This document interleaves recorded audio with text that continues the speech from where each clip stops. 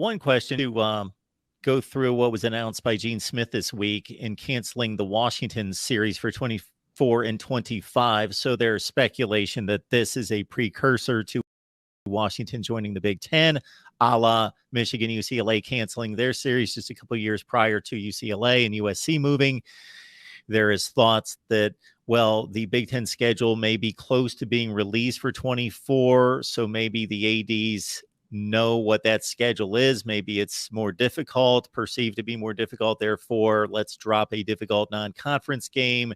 There are thoughts that the COVID impact of losing games that particular season from a financial standpoint is causing Ohio State to go after an 8th home game. There's all sorts of, that the playoff is expanded. Ohio State doesn't need to play difficult games a la Michigan the last 2 years, or going into 23 playing another soft non-conference schedule. They don't need to do anything besides win the Big Ten. They're going to the playoff, or in the future, just go 10-2. You're going to go to the playoff. Just any insight into what the reasoning might have been?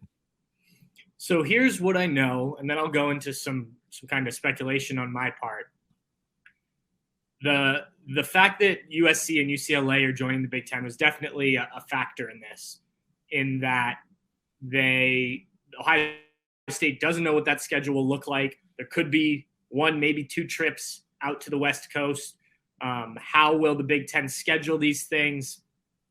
I think I know that certainly played a part in canceling this. There's also, and you sort of touched on this, Ohio State, after playing the maximum amount of home games this year, I think next in 2023 plays the minimum amount of home games they could play.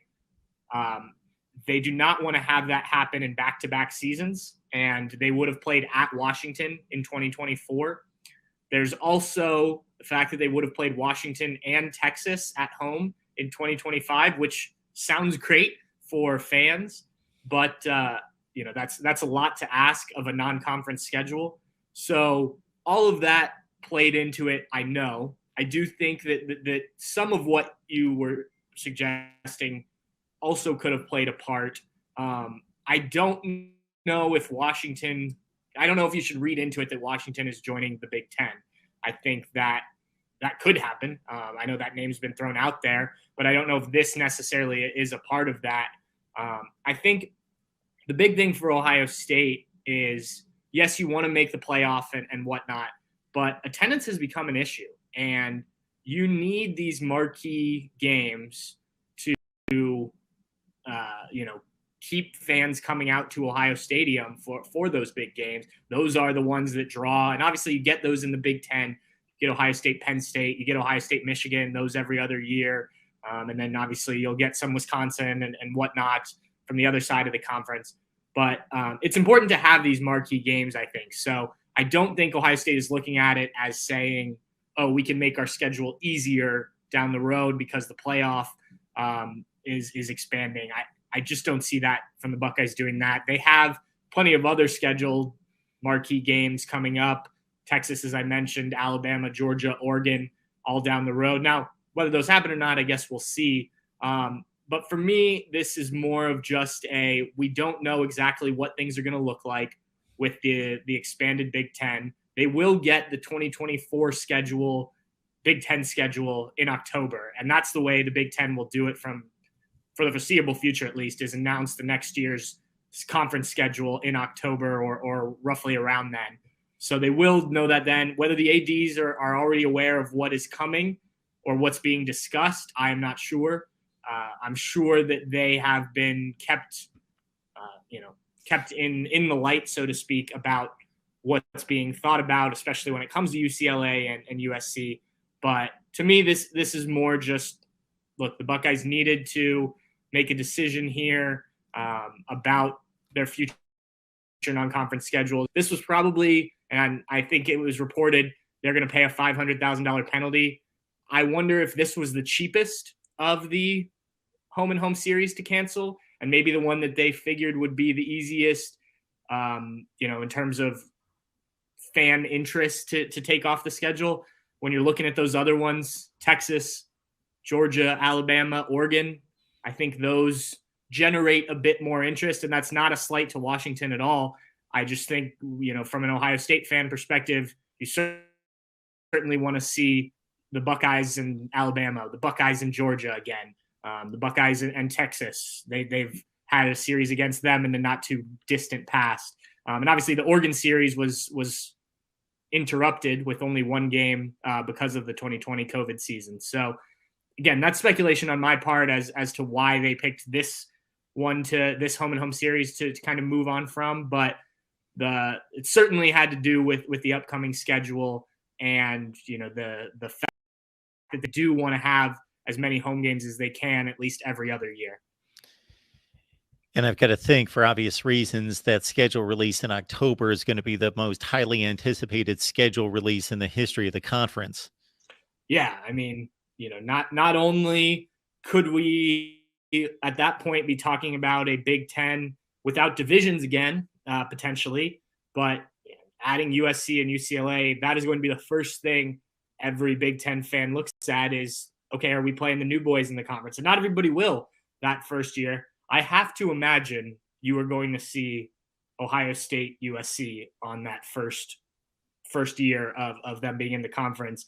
Whether they also play UCLA, I don't know. I know there's been some talk, on social media and things about would it make sense to, if you're going to travel out from the Midwest to California, would it make sense to play those games, back-to-back road games and just have the team stay out there so you can limit travel costs a little bit? I don't know if the Big Ten will do that or if they'll, do pods or anything like that. But yeah, certainly Ohio State, USC, Michigan, USC, Penn State, USC are going to be big ones. UCLA as well, but obviously UCLA not the football program that USC is. Now, if the Bruins have another season like they did this past year and build on that over this next year and really have something rolling, that could also be interesting. But definitely USC against some of the Big Ten Blue Bloods is going to be very interesting. How many of those they can get on the schedule in that first season. And UCLA also brings the venue. Regardless of how good they are, if you're traveling to the West Coast to play in the Rose Bowl for a regular season game is very cool. No question about that. I have some questions as to how that changes just from a fan traveling perspective. If your team does make the Rose Bowl, are you that, the Rose Bowl game on January 1st, are you that inclined to then travel out there when, you could be playing out there in the regular season, 2, 3, 4, 5 times a decade, whatever it may be. It'll be interesting to see just how that shapes the actual Rose Bowl game and attendance out there and whatnot. And I failed to mention, Pat, what actually has to be the real reason why Ohio State canceled this, because I've seen it several times on Twitter and it's been commented to my channel that they're afraid. They're scared to play Washington. Hey, look, Washington, when Ohio State Washington last played in the Rose Bowl in 2018, I guess it was 2019, but the 2018 season, Urban Meyer's last game, Washington had a heck of a comeback in the second half to make that a real game. And that's a program obviously that hasn't been as consistent as fans would have liked. Do I think the Buckeyes are dodging anybody? No. Like I said, Georgia and Alabama are on the future schedules, but I don't want to make it sound like this was the easy decision. I just think from a attendance, TV revenue, those type of things, you can sell Ohio State, Texas, Ohio State, Alabama, Ohio State, Georgia, Ohio State, Oregon a bit more than maybe Ohio State, Washington, just because there's not much of a history. And obviously the Pac-12 in general just hasn't been at that same level in terms of playoff matchups and whatnot in recent years. Now, for those Ohio State fans that have been making fun of Michigan, I will include myself for playing a soft schedule both last season and this season. I got to think the likelihood of Ohio State being able to match that Washington game and replacing it, even though they've got the flexibility of playing with 2 weekends, the other season they're playing Texas. So forget that one because they've already got Texas. But being able to replace a Washington with somebody, there just aren't that many teams out there to schedule, especially in the Power Five, only a year and a half from now. Certainly, it's likely that this ends up being a lesser game.